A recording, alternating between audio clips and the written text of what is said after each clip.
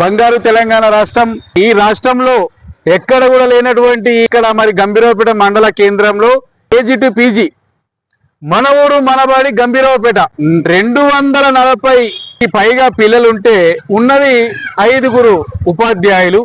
మరి ఇక్కడ అసలు ఈ పిల్లలకు సరైన విద్య అందుతుందా?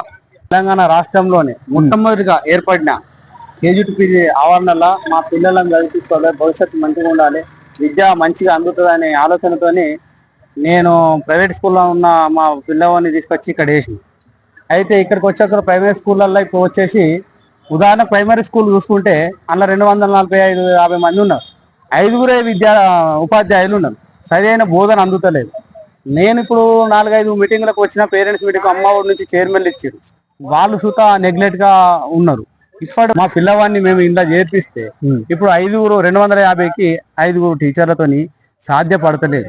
ఇప్పుడు తక్షణం దీనికి ఉపాధ్యాయులు దీనికి భర్తీ చేసి గవర్నమెంట్ నుంచి ఈ పేరున్న స్కూలు గంభీరావుపేట రాజన్న సిరిసిల్ల గంభీరావుపేటలో పేరున్న కేజీ టు పీజీకి ఈ ఉపాధ్యాయులను భర్తీ చేసి వాళ్ళకి నాణ్యమైన విద్య అందకపోతే పిల్లల భవిష్యత్తు ఖరాబ్ అవుతుంది. ప్రైవేటు పాఠశాలకు మొగ్గు చూస్తున్నారు ఈ తల్లిదండ్రులు సుతా. ఎందుకంటే విద్య అందకపోతే వాళ్ళు సుతా ఏమనుకుంటారు, చెప్పి అసలు టీచర్లు అందుతలేరు అని చెప్పి వాళ్ళు నా ముందంటే ఒక 10 మంది 20 మంది పిల్లల్ని తీసుకుపోయి ప్రైవేట్ స్కూల్ వేసి నాకే బాధ అనిపిస్తుంది. అసలు ఈ స్కూల్ మరి ఇట్లనే ఆయన మూతపడిపోతుందా ఏమో అని భయం అవుతుంది.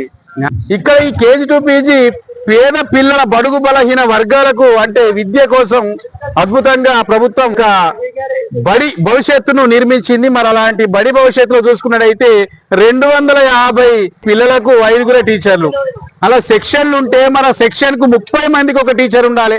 మరి అలాంటి 30 మందికి టీచర్ అయితే మరి 250 మందిని డివైడ్ చేస్తే 8 మంది టీచర్లు ఉండాలి ప్రభుత్వ పాఠశాలకు సంబంధించి చట్టబద్ధంగా న్యాయబద్ధంగా. ఈ గవర్నమెంట్ స్కూల్లో ఫస్ట్ ఏం చేశారంటే ఇళ్ళకే రాని మా బల్లకే రాని మంచి విద్య అందుతుంది, చదువుకున్న వాళ్ళు ఉంటారు, మంచి ఎడ్యుకేషన్ చేసిన వాళ్ళు ఉంటారు అని చెప్తే ఇళ్ళకి చేర్పించడం జరిగింది. ఇప్పుడు చూస్తే పరిస్థితి ఇలా మారిపోయింది. ఇది ఇక్కడ ఉన్న పరిస్థితి. మరి పరిస్థితి ఎప్పుడు మారుతుంది అనుకుంటున్నారా? మరి ఈ పరిస్థితి పోయి మరి కేజీ టు పీజీలోకి ఉపాధ్యాయులను తెస్తారని అనుకుంటున్నా ప్రభుత్వం. ప్రభుత్వం దృష్టి ఇంతవరకు అయితే ఎవరు తీసుకుపోలే, ఇదే మొదటిసారి. మీరు తీసుకువెళ్ళి దీనికి ప్రభుత్వం దృష్టికి తీసుకువెళ్ళి ఇది భర్తీ చేయాలని కోరుకున్నాం. లేకపోతే కనుమరుగయ్యే పరిస్థితులు కనబడుతున్నాయని మన కళ్ళ ఎదుటనే కనబడుతున్నాయి కదా. మంచి నాణ్యమైన విద్య అందాలి, పౌష్టిక ఆహారం అందించాలని చెప్పేసి ప్రభుత్వం కూడా ఎంతో చెప్పింది. మరి ఆ ప్రభుత్వం చెప్పిన మాటలకు ఇప్పుడు ఇక్కడ ఉన్న అధికారులు వాటిని ఆచరిస్తున్నారా? ఆచరణ ఏం కనబడుతుంది? వాస్తవానికి ఇలా జరిగేది మనం చెప్పేది వేరున్నది, ఇలా జరిగేది వేరే ఉన్నది.